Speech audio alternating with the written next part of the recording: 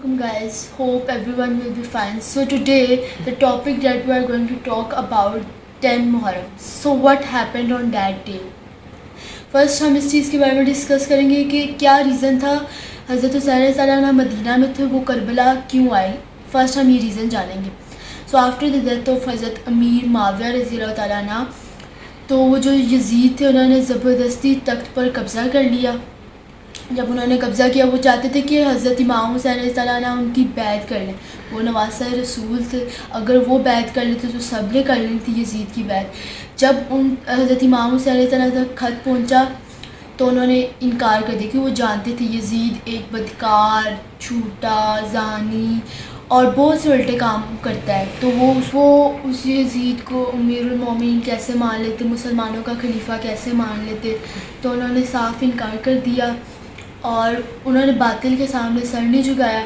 फिर वो जानते थे कि वो जो यजीद है उसके सिपाही मदीना में जंग वगैरह करेंगे, खून खराबा होगा, तो वो ये नहीं चाहते थे कि मदीना का अमन ख़राब हो, मतलब इतनी पाक जगह वहाँ पे यूँ खून खराबा हो. तो उन्होंने फ़ैसला किया कि वो मक्का जाएँ. सो जब उन्होंने फ़ैसला किया मक्का जाने का तो उससे पहले उन्होंने रोज़ा रसूल पर हाज़िरी दी.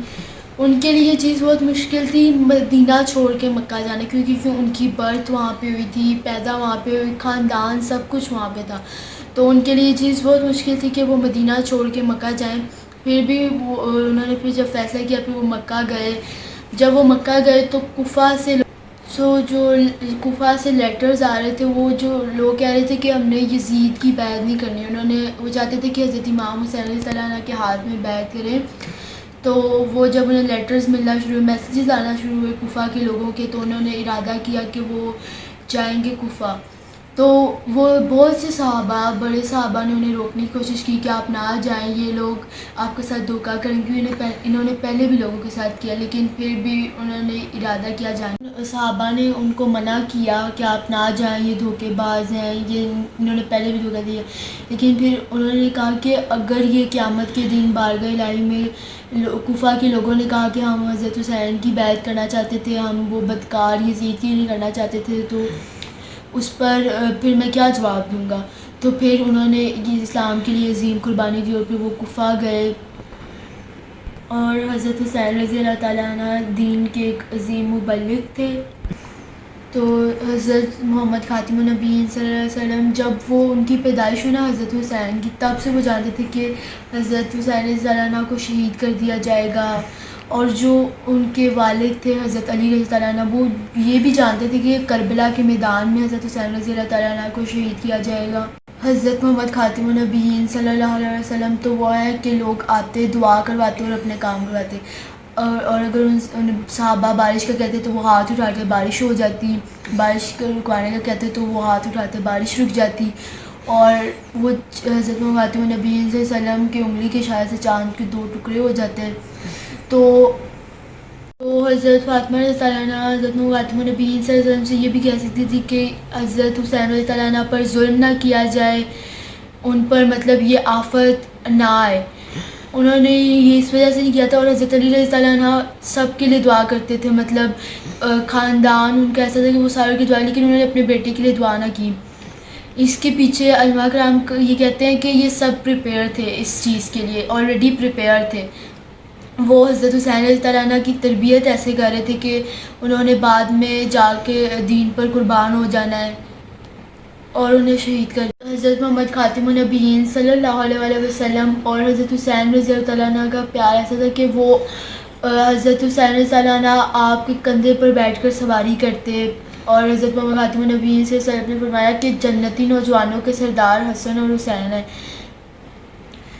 हज़रत हुसैन रज़ियल्लाहु अन्हु ने ये कुर्बानी अपने नाना के दीन को बुलंद करने के लिए दी. क्या खूबसूरत शेर है कि कत्ले हुसैन असल में मर गए यजीद है, कत्ले हुसैन असल में मर गए यजीद है, इस्लाम ज़िंदा है हर करबला के बाद. अब आप देखें उन सबको पता भी है कि उन पर बहुत बड़ी आजमाइश आने वाली, फिर भी कुफा का सफ़र हो रहा है और फिर भी उनको अल्लाह ताला से कोई शिकवा नहीं है, कोई कंप्लेन नहीं है.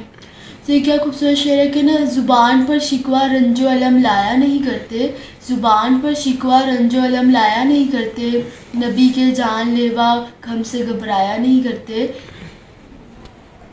So yeah, in this point there is a huge message for all of us if we understand. ایک خوبصورت بات دینا چاہتی ہوں کہ پیارے مبلغ معمولی سی مشکل سے تو گھبراتا ہے، پیارے مبلغ معمولی سی مشکل سے تو گھبراتا ہے، دیکھ حسین نے دین کی خاطر اپنا گھر قربان کر دیا. آپ دیکھیں کہ حضرت حسین رضی اللہ تعالیٰ عنہ کیسے مدینہ سے مکہ آئے. ان کے لیے یہ چیز بہت مشکل تھی کہ ان کی برتھ وہاں پہ ہوئی تھی. جب حضرت حسین رضی اللہ عنہ مدینہ سے مکہ آئے، انہوں نے کیسے اپنے نانا کو الوداع کہا، وہ رات کیسے آہ و وفا میں گزری. سو دین واٹ ہیپنڈ کہ حضرت حسین رضی اللہ تعالیٰ نے مور کنفرمیشن کے لیے دین واٹ ہیپنڈ کہ حضرت حسین رضی اللہ عنہ نے مور کنفرمیشن کے لیے مسلم بن عقیل کو کوفہ بھیجا. جب وہ کوفہ گئے تو ہزاروں کی تعداد سے لوگوں نے ان کے ہاتھ پہ بیعت کر لی، اور پھر انہوں نے ایک خط لکھا حضرت امام حسین رضی اللہ عنہ کو کہ آپ یہاں کے حالات ٹھیک ہیں، آپ لوگ آپ کی بیعت کرنا چاہتے ہیں، آپ یہاں پہ آ جائیں. پھر حضرت حسین رضی اللہ عنہ نے فیصلہ کیا کہ وہ اب جائیں گے کوفہ. پھر 3 ذی الحج کو انہوں نے ارادہ کیا کہ وہ جا رہے ہیں مکہ سے کوفہ، جبکہ 9 ذی الحج کو حج ہوتا ہے. ساری دنیا کے مسلمان مکہ آتے ہیں حج کرنے کے لیے، وہ دین کی خاطر مکہ سے کوفہ جا رہے ہیں. پھر جب وہ راستے میں انہیں خبر ملتی ہے کہ مسلم بن عقیل کو شہید کر دیا گیا ہے، تو انہوں نے پھر ارادہ کیا کہ نہیں، ہم واپس چلتے، وہاں کے حالات نہیں ٹھیک. جو مسلم بن عقیل کے گھر والے تھے انہوں نے کہا نہیں، یا ہم اپنا بدلہ لیں گے یا ہم شہید ہو جائیں گے وہاں جا کے. تو انہوں نے اپنی پورے مطلب کہ حضرت امام حسین رضی اللہ عنہ نے اپنے قافلے کو سپورٹ کرتے ہوئے، ان کی حوصلہ افزائی کرتے ہوئے ان کے ساتھ کوفہ کا سفر جاری رکھا. پھر وہ جب کوفہ پہنچے تو حضرت حور رضی اللہ تعالیٰ عنہ، انہوں نے ان کی مذمت کی. حضرت حور رضی اللہ تعالیٰ اس وقت یزیدی فوج میں تھے، انہوں نے ان کی مذمت کی کہ آپ رک جائیں، نہ جائیں، لیکن پھر بھی وہ گئے. اور پھر جب وہ وہاں پہ پہنچے، حضرت حسین رضی اللہ عنہ کا قافلہ پہنچا کوفہ، تو جو یزید تھا اور جو اس کے درندے تھے انہوں نے قافلے کے ارد گرد گھیرا ڈال لیا، جبکہ حضرت حسین رضی اللہ عنہ کے قافلے کی تعداد تھی 72 اور وہ یزید کے جو قافلے کی تعداد تھی وہ تھی 22,000 22,000. اور اتنا مطلب بڑا ڈفرینس ہے، 72 لوگوں کا 22,000. پھر کیا ہوا کہ جو آس پاس کے لوگ تھے انہیں پتہ چلا کہ حضرت نواسہ رسول آئے، حضرت حسین رضی اللہ عنہ آئے، تو وہ بھی ساتھ آ گئے. انہوں نے بھی یزیدی فوج کے ساتھ لڑائی کی، اور پھر وہ سب بھی شہید ہو گئے کہ کر کے. اور پھر اس کے بعد اس میں ایک دولہا بھی تھا، 17 دن کا دولہا تھا جس کی 17 دن پہلے شادی ہوئی تھی. اس کی ماں نے اس نے خواہش کی کہ تم بھی شہید ہو جاؤ، قربان کر دو اپنی جان حضرت حسین کے لیے. پھر وہ بھی شہید ہو گیا. پھر جب اس کی دلہن کے گود میں اس کا سر رکھا گیا، وہ بھی یہ عذاب برداشت کر سکی، وہ بھی پھر دنیا سے رخصت ہوگی. پھر اس کے بعد یزیدی فوج نے یزید نے ان کا کھانا پینا بند کر دیا، 3 دن تک بند رکھا. پھر اس کے بعد 10 محرم کو حضرت حسین رضی اللہ عنہ نے میدان میں خطبہ دیا، جس میں انہوں نے کہا کہ میں جنتی نوجوانوں کا سردار ہوں، میرے نانا نے یہ کہا ہے، فرمایا ہے. تو پھر انہوں نے کہا کہ میں نواسہ رسول ہوں، میں حق پر ہوں، سچ کے ساتھ ہوں. تو جو انہوں نے سب کو اسلام کی دعوت دی، تو ان میں سے وہ یزید وغیرہ تو نہ مانے، لیکن ان میں سے حضرت حور رضی اللہ عنہ جو یزید کی سائڈ پہ تھے وہ کانپنا شروع ہو گئی یہ بات سن کر. جو ان کے بھائی تھے حضرت حور رضی اللہ عنہ، انہوں نے کہا کہ تم اتنے سے لشکر کو دیکھ کے کانپ رہے. انہوں نے کہا مجھے ایسا لگ رہا ہے کہ میں جنت اور جہنم کے بیچ میں کھڑا ہوں، دنیا کے لوگ مجھے جہنم کی طرف کھینچ رہے اور جنت حضرت حسین رضی اللہ عنہ کے پاس ہے. تو پھر انہوں نے اپنا گھوڑا دوڑایا اور وہ حضرت حسین رضی اللہ عنہ کی سائڈ پر چلے گئے. پھر یزیدی فوج کے ساتھ لڑتے لڑتے حضرت حور بھی شہید ہو گئے. یہ ہم سب کے لیے میسیج ہے کہ we have to take decision on time between wrong and right. Like حضرت حور رضی اللہ عنہ take decision at the time, right decision.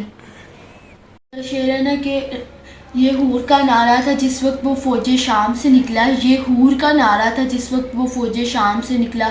دیکھو ایسے نکلتے ہیں خدا والے جہنم سے. These are the sacrifices that people done for Islam. So this is the end of our video. Meet you in the next video. Bye.